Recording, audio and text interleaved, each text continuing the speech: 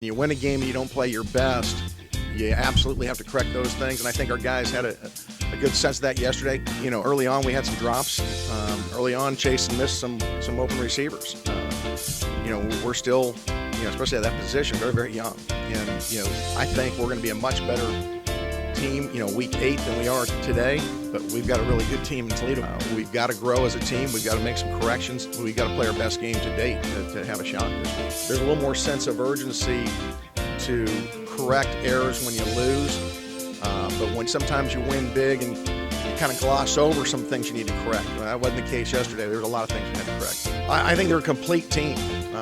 They're a team offensively that's very, very balanced. They do a lot of things with formations and personnel groupings. They run the ball very effectively, and they throw it with great tempo. They've got really good skill and speed. They're very, very big up front. They got a tight end who's big, powerful guy. You know, they've got a bunch of NFL guys on their team. Defensively, up front, their 2 defensive tackles really stand out. You know, a couple 300-pound guys that are very active. Their ends are very good players, very good front 7 in particular. They're not giving up many yards and many points, and they're scoring a bunch. We're just going to have to just do a lot of good film study. You know, we're going to have to know the ins and out of what the receivers do, the different releases, how they run the particular routes, what they do on third down, first down, second down. That's what I think it's going to come down to, because they're a good receiving core. They have a lot of weapons. We just got to know what we have to do to win, and I think if we do that, we'll be in a good position.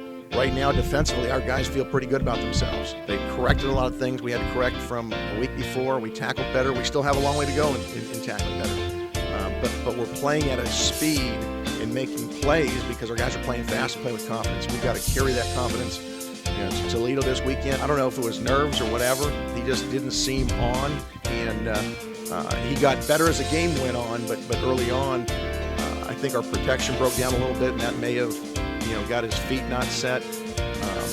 But I liked how he responded. He didn't get down on himself. He knew he had to correct some things, and he went out and did that.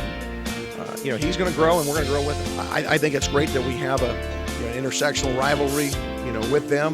I think Toledo should be at the top of the MAC, and we should be at the top of our league. And so when you get those teams from the group of 5 competing against each other, you know, it gives you an indication of, you know, where the strength of the conference are. I think Toledo, in a lot of ways, is similar to a Fresno. You know, they're kind of out in the middle of northwestern Ohio. Their team is the Toledo Rockets, so they support it very, very well. The fans are rabid. They're right on top of you. The glass bowl where you sit, the fans are you know, similar to Bulldog Stadium. They're on you, and you hear them. Certainly, when you play a team with this kind of speed, that's going to, you know, have playmakers and try to spread you out and play fast, you've got to be disciplined, and so that's going to be the big charge this week.